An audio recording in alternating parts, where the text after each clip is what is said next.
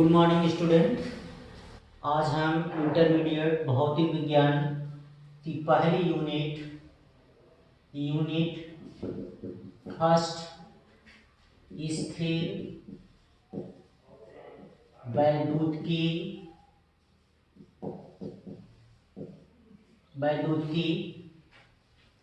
जिसमें पहला अध्याय वैद्युत आवेश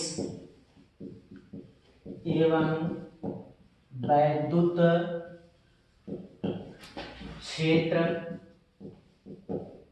का अध्ययन करेंगे, जिसमें सबसे पहले हम इस यूनिट का जो नाम है उसके विषय में देखेंगे। स्थिर वैद्युतिकी। स्थिर वैद्युतिकी का अभिप्राय है कि जिसमें आवेश स्थिर हो अर्थात डायनेमिक न हो, वह स्थिर वैद्युतिकी कहलाता है। स्थिर वैद्युतिकी के अंतर्गत सिर्फ स्टैटिक आवेशों के विषय में ही अध्ययन किया जाएगा, इसमें आवेश डायनेमिक नहीं होगा। फिर हम देखते हैं कि ये वैद्युत आवेश क्या है, इसके अवधारणा पर चलते हैं। तो सबसे पहले यूनान के वैज्ञानिक थेल्स ने विभिन्न पदार्थों को लेकर के आपस में रगड़ने से उन्होंने देखा कि उन पदार्थों में कागज के छोटे छोटे टुकड़ों को आकर्षित अथवा प्रतिकर्षित करने का गुण आ रहा था। तमाम प्रयोग इन्होंने किया। तत्पश्चात आगे चल करके गिलबर्ट दूसरे वैज्ञानिक आते हैं, जिन्होंने इस प्रकार के विभिन्न पदार्थों को लेकर के उन्होंने भी आपस में रगड़ा और रगड़ने के तत्पश्चात देखा कि उसमें भी कागज के छोटे छोटे टुकड़ों को आकर्षित अथवा प्रतिकर्षित करने का गुण आ रहा था। तो उन्होंने इसके लिए विभिन्न पदार्थों को लेकर के प्रयोग किया। उस प्रयोग के लिए उन्होंने एक ऊनी वस्त्र लिया, ऊनी वस्त्र, और दूसरा एक ये कांच की छड़ को ऊनी वस्त्र से रगड़ने पर उन्होंने देखा कि इस कांच की छड़ में आवेशमय हो गई, वैद्युत आवेशित हो गई। वैद्युतमय होना अर्थात आवेशित हो जाती है। तत्पश्चात उन्होंने एक दूसरी कांच की छड़ को लेकर के और इसी ऊनी वस्त्र से रगड़कर इसके समीप लाते हैं इस कांच की छड़ के, तो देखते हैं कि इन दोनों में प्रतिकर्षण हो रहा था, अर्थात दोनों पर समान आवेश होने की वजह से ही प्रतिकर्षण हो रहा था। तत्पश्चात उन्होंने बिल्ली की खाल एवं एक दूसरी एबोनाइट की छड़ लेते हैं। एबोनाइट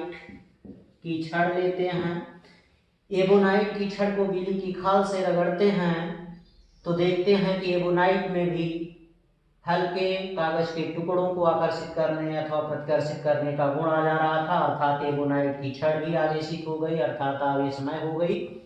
तत्पश्चात पुनः उन्होंने एक दूसरी एबोनाइट की छड़ को लेकर के बिल्ली की खाल से पुनः रगड़ करके इस एबोनाइट की छड़ के समीप लाते हैं, तो देखते हैं कि ये एबोनाइट की छड़ इसको प्रतिकर्षित कर रही थी। इस प्रकार उन्होंने देखा कि दोनों पर समान आवेश था। तत्पश्चात उन्होंने एक ये कांच की छड़ और दूसरी एबोनाइट की छड़ को एक दूसरे के समीप लाते हैं, तो उन्होंने देखा कि इन दोनों में प्रतिकर्षण का गुण हो रहा था।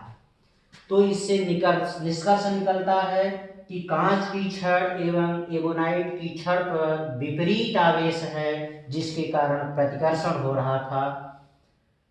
इस प्रकार फ्रैंकलिन ने बताया कि आवेश दो प्रकार का होता है। फ्रैंकलिन ने बताया कि आवेश दो प्रकार का होता है। नंबर 1 धन आवेश और नंबर 2 ऋण आवेश। इस प्रकार धन आवेश एवं ऋण आवेश की खोजकर्ता का श्रेय फ्रैंकलिन वैज्ञानिक को जाता है, और इन्होंने बताया कि धन आवेशित वस्तुएं वे होती हैं जो इलेक्ट्रॉन को त्याग करती हैं, अर्थात इलेक्ट्रॉन की कमी होती है। इलेक्ट्रॉन की कमी होती है तो धनावेशित होती हैं, अर्थात इलेक्ट्रॉन का त्याग करती हैं। तथा दूसरा ऋणावेश होती है वे जिन पर इलेक्ट्रॉन की अधिकता होती है, जिन पर इलेक्ट्रॉन की अधिकता होती है वे ऋणावेशित होती हैं। इससे सिद्ध होता है कि कांच की छड़ इलेक्ट्रॉन को त्यागती है, इसलिए कांच की छड़ धनावेशित हो जाती है। और एबोनाइट की छड़ को बिल्ली की खाल से रगड़ने पर एबोनाइट की छड़ पर इलेक्ट्रॉन एक्सेस हो जाते हैं, जिसके कारण एबोनाइट की छड़ ऋणावेशित है। और इसीलिए इस कांच की छड़ धनावेशित, एबोनाइट की छड़ ऋणावेशित है, दोनों में आकर्षण होता है। इस थियरी को आगे आधुनिक इलेक्ट्रॉन सिद्धांत पर भी समझाया जा सकता है। इसके लिए उन्होंने जैसे देखेंगे कि आप सोडियम यानी जिसका परमाणु क्रमांक 11 परमाणु भार 23 है, जिसमें इलेक्ट्रॉन की संख्या 11 है, प्रोटॉन p 11 है तथा न्यूट्रॉन की संख्या 12 होती है।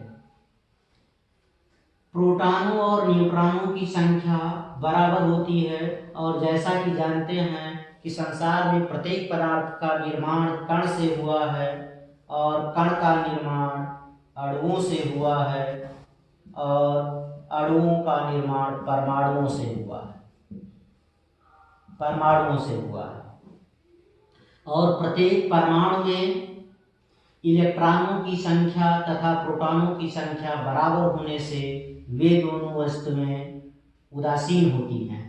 अर्थात कोई वस्तु जब तक आपस में उसे रगड़ा नहीं जाता है तब तक वे वस्तुएं क्या मानी जाती हैं? उदासीन मानी जाती हैं। क्योंकि किसी भी कण में अणु होते हैं और अणु में जो परमाणु होते हैं उसमें इलेक्ट्रॉनों और प्रोटॉनों की संख्या बराबर होती है।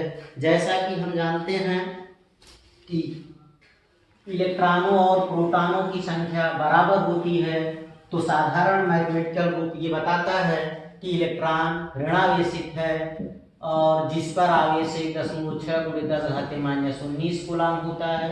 प्रोटॉन पर प्लस 1.6 × 10⁻19 कूलम होता है। दोनों पर बराबर और विपरीत आवेश है तो दोनों एक दूसरे को क्या कर देंगे? न्यूट्रल। जैसे साधारण मैथमेटिक्स कहता है कि +2 - 2 ये दोनों एक दूसरे को न्यूट्रल कर दें तो क्या मिलता है? 0, अर्थात उदासीन। तो इस प्रकार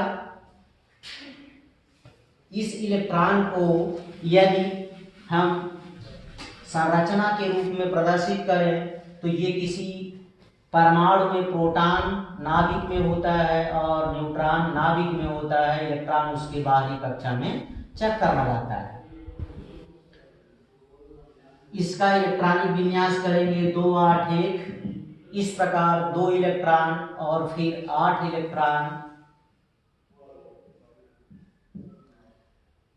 और सबसे बाहरी कक्षा में 1 इलेक्ट्रॉन ही रहता है। देखा जाए तो इलेक्ट्रॉन और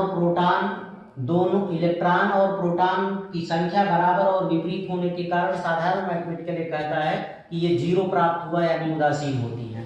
परंतु आवेश का अभिप्राय सिर्फ इलेक्ट्रॉन से ही है, क्योंकि प्रोटॉन इस आवेश में कोई योगदान नहीं करता, क्योंकि प्रोटॉन किस नाभिक में होता है और एक ये भारी कण है जो कि नाभिक के अंदर प्रबल वैद्युत नाभिकीय बल से ये बाउंड होता है। इसलिए आवेश में इसका कोई श्रेय नहीं है, कोई योगदान नहीं है। सिर्फ इलेक्ट्रॉन ही आवेश का प्रमुख कारण है। इस प्रकार आवेश की खोजकर्ता का श्रेय फ्रैंकलिन को दिया जाता है तथा ये इलेक्ट्रॉन आधुनिक इलेक्ट्रॉन के सिद्धांत के आधार पर भी यह बताया जा सकता है कि इलेक्ट्रॉन ही आवेश का प्रमुख कारण है। आगे चलते हैं। आवेश की इकाई, आवेश की इकाई या आवेश का मात्रक। आवेश का मात्रक जैसा कि आप जानते हैं कि Q बराबर IT होता है। I मीन्स धारा है जिसका मूल मात्रक एम्पियर है, और ये T टाइम है जिसका सेकंड है। इस प्रकार एम्पियर इंटू सेकंड आवेश का मात्रक हुआ, जिसे कूलाम कहा जाता है, जिसे कूलाम कहा जाता है। एम्पियर इंटू सेकंड को कूलाम कहते हैं, जिसका विमीय सूत्र देखें तो I मीन्स धारा जिसका मात्रक एम्पियर, जिसका संकेत A, और टाइम T का कैपिटल T, विमीय सूत्र हुआ AT।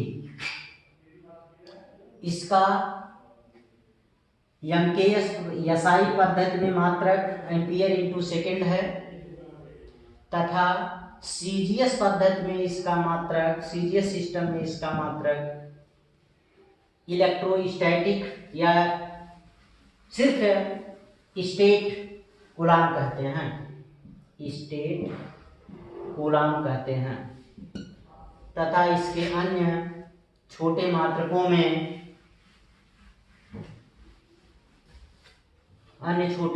में, माइक्रो कूलाम है 1 म्यूसी, 1 म्यूसी बराबर 10⁻⁻⁶ कूलाम। माइक्रो कूलाम एक पीएफ 10 पिको फैरेड में 10⁻⁻12 कूलाम। एक नैनो कूलाम 10⁻⁹ कूलाम। ये अन्य छोटे मात्रक हैं। तो इस प्रकार देखा जाता है कि आवेश का मात्रक एम्पियर इंटू सेकेंड है, जिसे कूलाम भी कहा जाता है, तथा विमीय सूत्र AT है। सीजीएस पद्धति में इसका मात्रक स्टेट कूलाम भी है, तथा इसके अन्य छोटे मात्रकों में micro coulomb, pico farad and nano हैं। इस प्रकार ये आवेश की रही अवधारणा। देखा जाता है कि आवेश का पहला नेचर होता है कि आवेश अचर होता है। आवेश अचर होता है, अर्थात ये वेग पर निर्भर नहीं करता, क्योंकि आइंस्टीन ने थियरी ऑफ रिलेटिविटी से एक द्रव्यमान में परिवर्तन का सूत्र है डेल्टा m बराबर m0/√1 - v²/c², जहाँ m0 is the rest mass of particle, delta m is mass में डिफरेंस, द्रव्यमान परिवर्तन, और c वेलोसिटी ऑफ लाइट है, और v इस रेस्ट मास का द्रव्यमान है। जैसे ये कोई रेस्ट मास m और ये v वेग से यदि डायनेमिक है तो उसमें द्रव्यमान में परिवर्तन ये होता है। बट यदि कोई आवेश है और v वेग से ये गति कर रहा है तो इस आवेश में कोई चेंजिंग, कोई परिवर्तन नहीं होता है। इस प्रकार कहा जा सकता है कि आवेश जो है वो अचर होता है, कांस्टेंट होता है, अर्थात वेग पर निर्भर नहीं करता है। तथा एक कूलाम आवेश में 6.25 × 10⁻18 इलेक्ट्रॉन होते हैं। एक कूलाम आवेश प्रवाहित करने का तात्पर्य है कि उसमें 6.25 × 10⁻ 18 इलेक्ट्रॉन प्रवाहित हो जाएं तो एक गुलाम आवेश प्रवाहित हो जाता है। जैसे एक इलेक्ट्रॉन पर आवेश बराबर 1.6 गुणे 10⁻⁻19 गुलाम है। इसलिए कहा जा सकता है 1.6 गुणे 10⁻⁻19 गुलाम बराबर 1 इलेक्ट्रॉन। इसलिए एक गुलाम में निकालेंगे तो 1/1.6 गुणे 10⁻⁻19 भाग करेंगे 6.25 गुणे 10⁻18। तो इस प्रकार देख रहे हैं कि एक गुलाम आवेश प्रवाहित करने का तात्पर्य है कि 6.25 गुणे 10⁻18 इलेक्ट्रॉन प्रवाहित कर दें।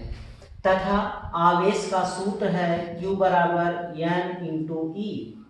ई इलेक्ट्रॉन का आवेश है और इलेक्ट्रॉनों की संख्या है, और इलेक्ट्रॉनों की संख्या में N मीन्स इलेक्ट्रॉनों की संख्या है, जिसमें इलेक्ट्रॉन के आवेश का गुणा कर देते हैं तो टोटल आवेश पता चल जाता है कि आवेश उस पर कितने हैं। तो इस प्रकार ये Q बराबर यानी हुआ। और अब आगे अगला टॉपिक, अब हम चर्चा करते हैं आवेश के गुण पर। आवेश के गुण पर, वैद्युत आवेश के गुण। वैद्युत आवेश का जो पहला गुण है वो है कि वैद्युत आवेश में पहले गुण में देखा गया कि आवेशों में आकर्षण एवं प्रतिकर्षण का गुण होता है। नंबर 1 प्रॉपर्टी है कि आवेशों में आकर्षण एवं प्रतिकर्षण का गुण होता है। अर्थात अभी देखा गया कि समान आवेशों में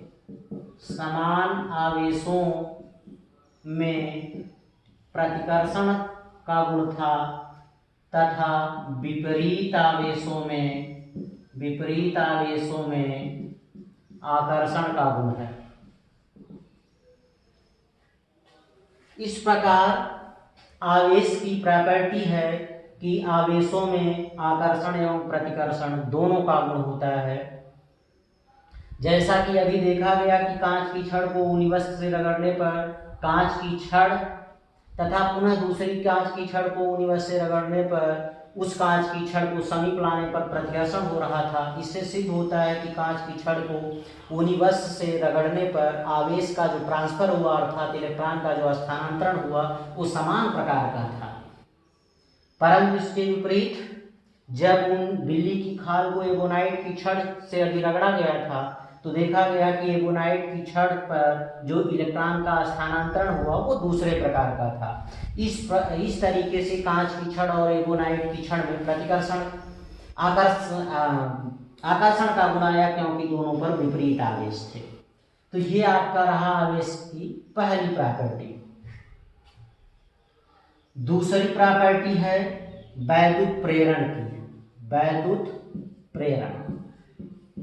वैद्युत प्रेरण का तात्पर्य यह है कि हम जानते हैं कि ये मान लीजिए कि कोई एक आवेशित वस्तु है जिस पर ये धन आवेश है तथा एक ये दूसरी वस्तु है। जानते हैं कि वस्तुएं रगड़ने से पूर्व उदासीन होती हैं, जैसा कि अभी इसके पहले आपने देखा यह उदासीन है। जब इस उदासीन वस्तु को इसके समीप लाया जाता है अर्थात रगड़ा जाता है तो इस पर आवेश उदासीन होने का अभिप्राय जितना धन आवेश है उतना ही इस पर ऋण आवेश है। इस प्रकार ये उदासीन है। जब इसके समीप लाया जाता है तो ये धन आवेश ऋण आवेश को अट्रैक्ट करता है। इस सिरे पर ऋण आवेश तथा दूसरे सिरे पर धन आवेश चले जाते हैं। इस प्रकार यह वैद्युत प्रेरण के कारण यह आपकी वस्तु जो है प्रेरित होकर के आवेशित हो जाती है। इस प्रकार आगे आवेश की तीसरी चौथी प्रॉपर्टी अगले भाग में देखा जाएगा। आज के लिए इतना ही।